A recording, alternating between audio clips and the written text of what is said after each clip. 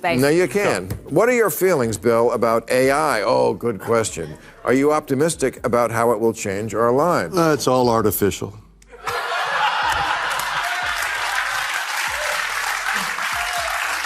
It's going to change. It's changed everything. It's changing everything. It has changed already. Yeah. It will change, and will it come alive and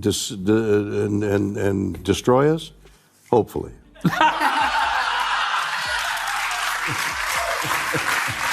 Controversial debate. Jordan Peterson and Bill Maher critique the political correctness mindset, calling its obsession with sensitivity a blatant assault on the truth.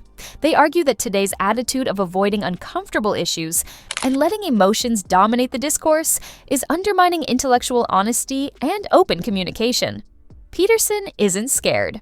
He claims that academic institutions are safe havens for this intellectual decline, which is exacerbated by the rise of postmodernist nonsense, especially in the social sciences and arts.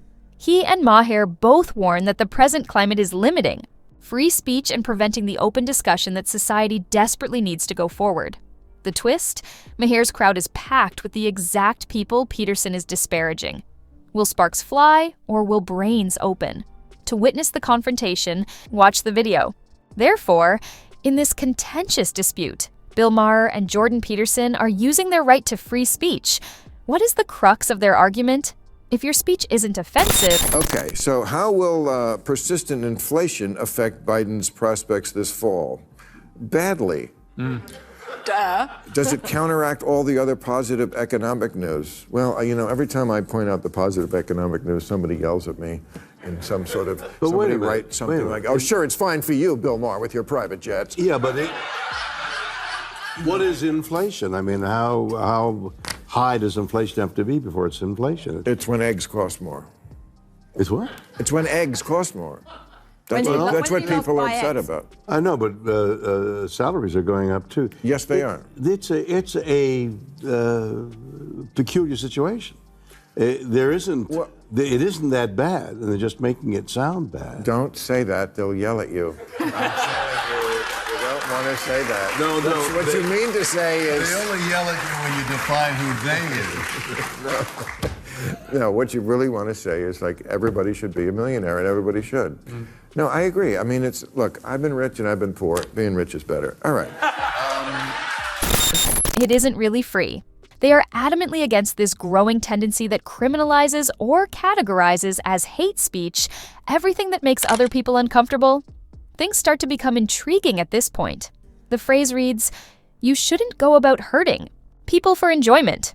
They argue, however, that the idea of free speech itself can be problematic. Provocation, pushing, and yes, occasionally making people wriggle is the very purpose of free expression.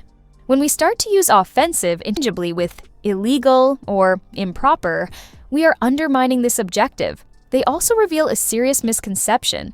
People who mistakenly believe that they are immune to criticism or disagreement because of the First Amendment. Spoilers ahead. It doesn't. It protects you from criticism and harassment online, but not from governmental censorship. Very different. We next go into how society is changing and how postmodern values, especially in higher education, are prioritizing emotional comfort. Should Democrats demand that Justice Sonia Sotomayor retire while Biden still has time to find a replacement? Well, I don't know if you can demand. Definitely. Also, he has to live long enough to do that. Right? Well, sorry, but I mean, we're going to play the age game. Right. Start with Don't him. play the age game when I'm around. Well,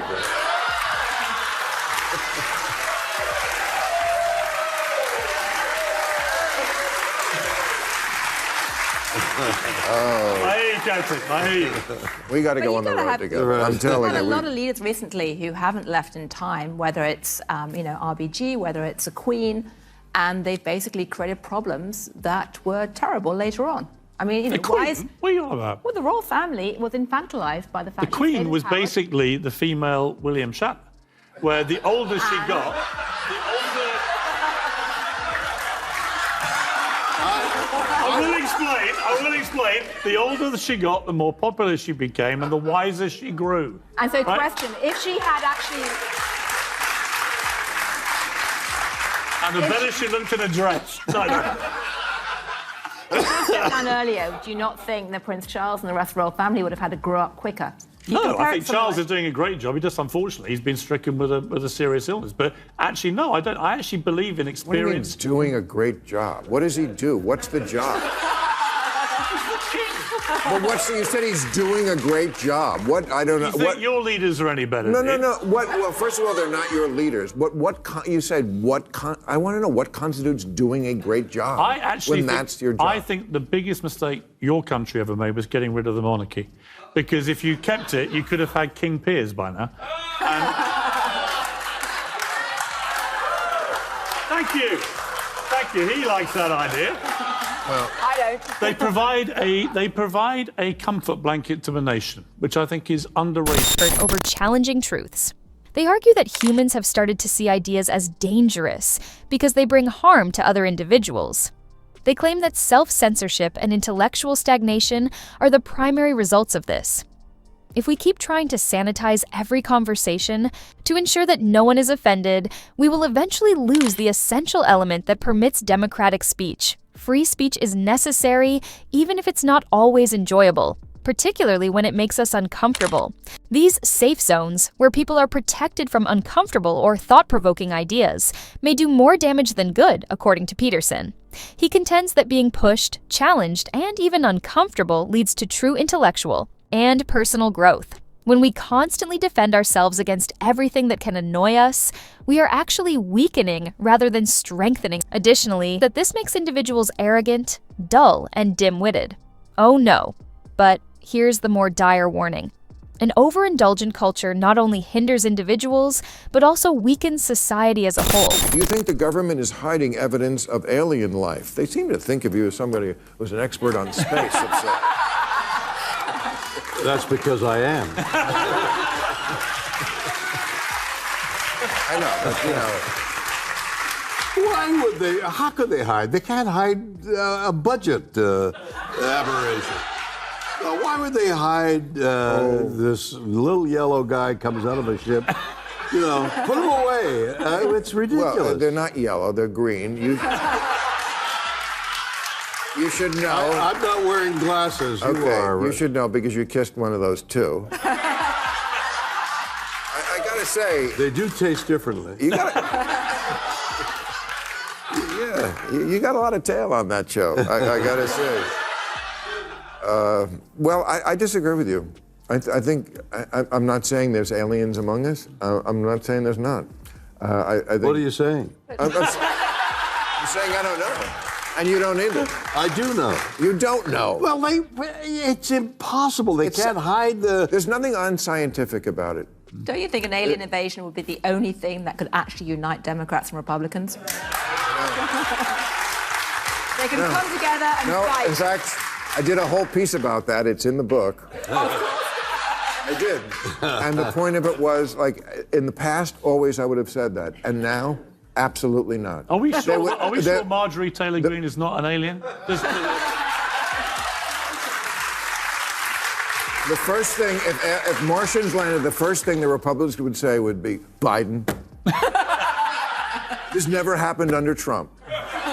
Really, I don't even think that could unite us. If we cannot face uncomfortable facts or struggle with difficult ideas, how are we to deal with problems in the real world? Peterson goes right to the point. Give up attempting to escape pain. Accept it. There, resilience is fostered. His main point is rather obvious. Try to make your kids appealing, not overindulged or spoiled, likable. Why? Because children who behave out of control as they grow up will eventually be rejected by their peers, teachers, and the greater community. Furthermore, significant long-term problems might arise from these cultural reactions. Peterson claims that a prevalent inclination in modern parenting is the fear of being unduly severe or of limiting a child's uniqueness in some way. However, he argues that children do not benefit from avoiding punishment. Indeed, it is hurting them. They need to learn respect, self-control, and social behavior. Youngsters lack the foundational information necessary to prepare them for life's challenges. It is more crucial to provide children with the tools they need to thrive, build connections, and grow into capable, confident individuals than it is to manage them. To put it another way, being a parent means accepting responsibility, setting limits, and maybe saying no for the sake of your child. So, what do you think? Drop your thoughts in the comments section below. And if you don't want to miss out on the hottest celebrity news, make sure to subscribe to Daily Finder.